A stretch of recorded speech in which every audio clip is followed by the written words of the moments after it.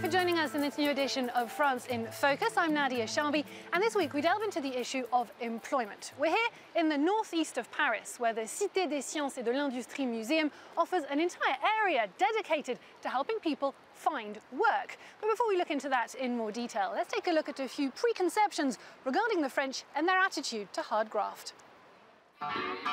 The French love working. 82% say they're happy in their jobs. 39% would continue working even if they won the lottery. Contrary to popular belief, 87% of French employees work 35 hours a week or more. 33% work more than 40. Two-thirds feel their jobs fit around their social and family lives. But it's not all roses.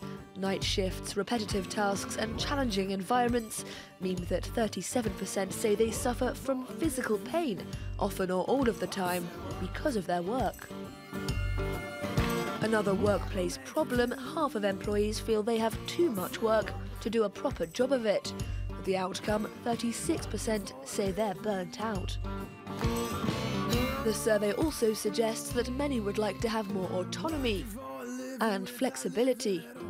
Work is also a place to forge relationships. 3/4 of employees report making friends, and 13% have taken things a little further.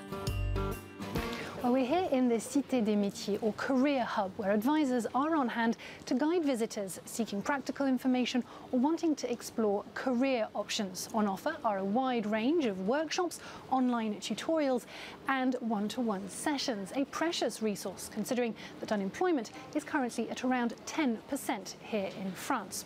Well, across the country, local authorities are seeking novel approaches to help people back into work. Here's one original solution currently being tested in Brittany. Daniel Maillard is being trained for his new job.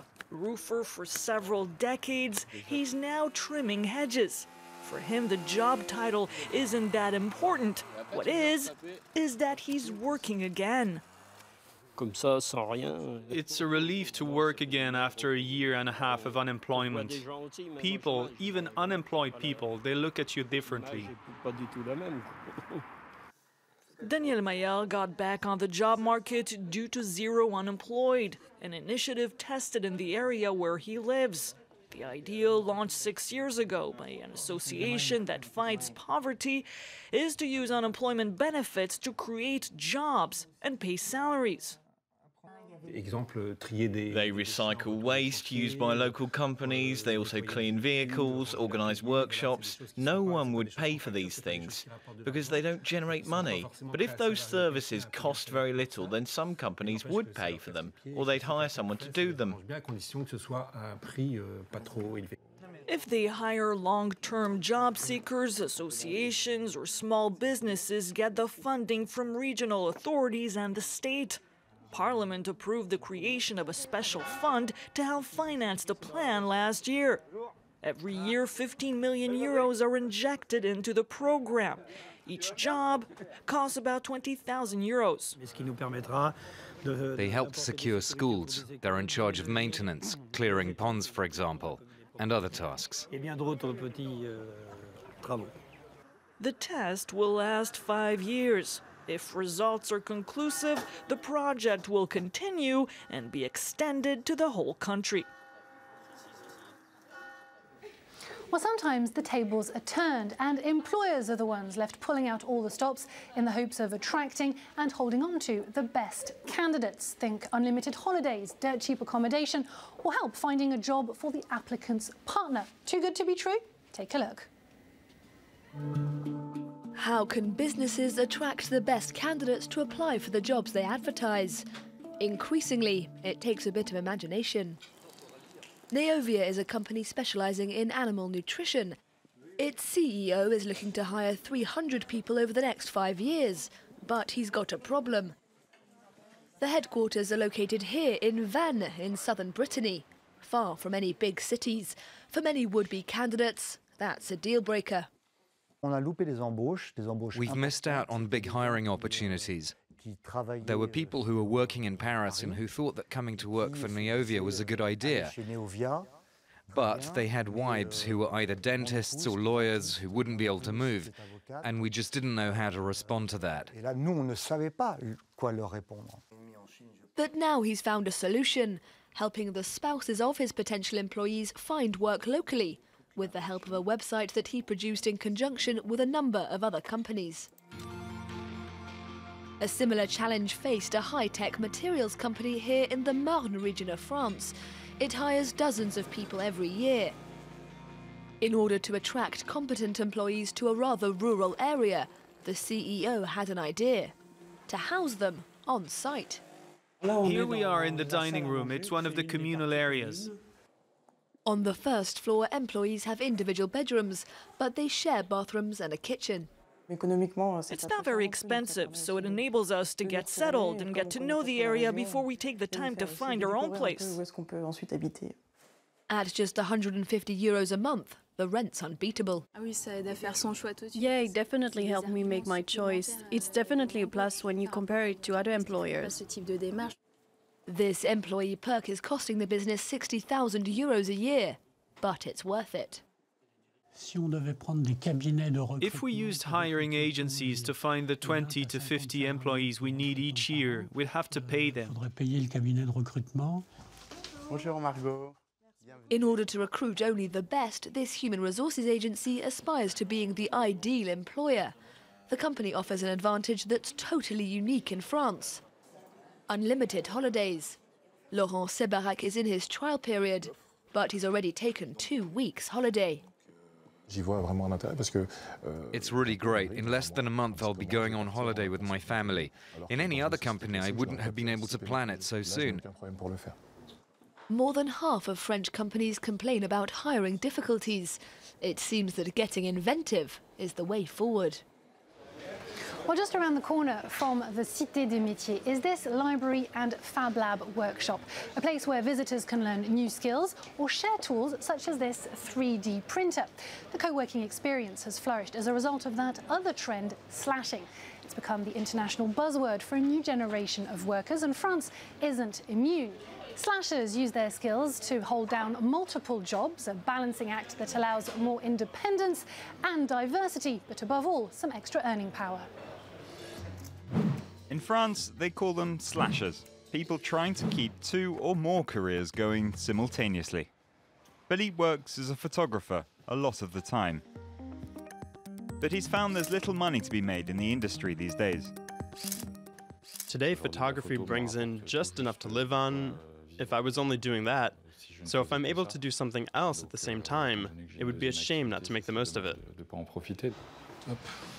Having 2 jobs does mean that Philippe has long days, sometimes working up to 13 hours. But as a web developer / photographer, he can normally earn around 4,000 euros a month. Some do even more than 2 jobs. Jean-Maxime works mainly as a marketing consultant. He comes up with ideas to help companies sell products. But he's always looking to diversify. Having a job for life is not for him. When we get bored of doing our jobs, or we don't earn enough, or whatever it might be, I think my generation has a more spontaneous nature. We want to change and try new things. Jean-Maxime has also created his own t-shirt brand, which he sells in department stores. At home, his time is spent filling up cardboard boxes for online clients. And he also organizes parties and meetups for single people. Alain's a bit older than these young slashers. He's worked as a geometry specialist at the same company for 30 years. But under his work clothes, Alain has a secret. He's a yoga teacher. He passed the qualification to become a teacher while doing his day job. Now on evenings and weekends he takes classes. When he retires, he hopes to do it full-time. I think that at a certain age we understand our interests better. We know where we want to go more than when we're young. So we can invest ourselves more and get more out of a second job.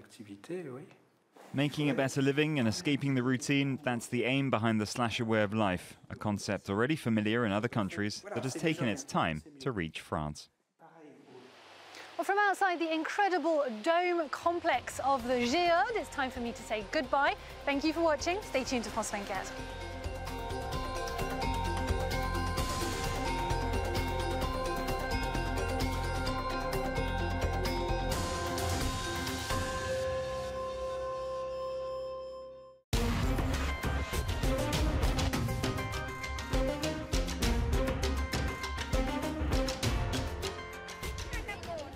The death of social media star Qandil Baloch last year stunned Pakistan, and the fallout is still being felt today.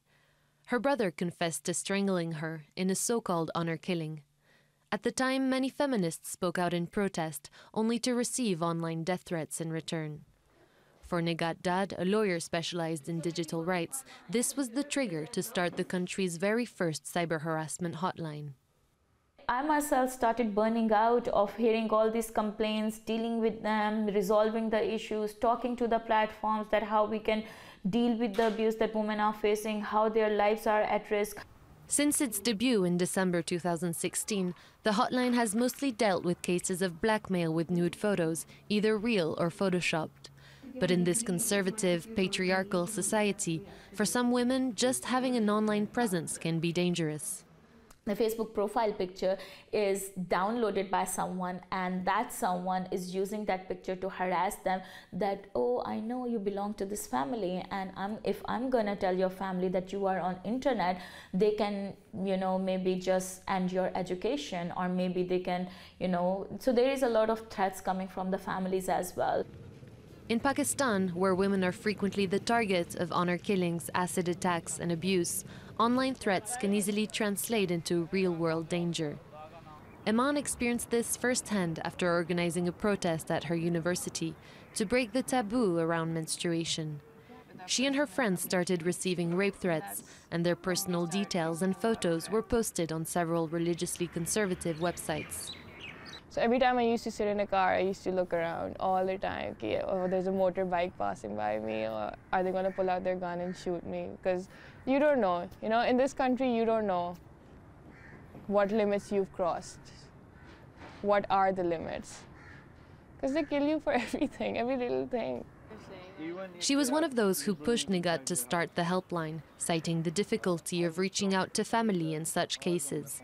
As for the authorities, they are often seen as inefficient and untrustworthy by the victims. So we try to motivate them that you should go out, you should try to seek their help because that's what they're there for, and if you don't go to them, they will never feel the pressure to start working to help you out. Under Pakistan's 2016 cybercrime bill, online harassment is punishable by fines and prison sentences. In its first month alone, the hotline received 100 calls. But in a country of over 30 million internet users, the team is already planning to expand to try and help as many victims as possible.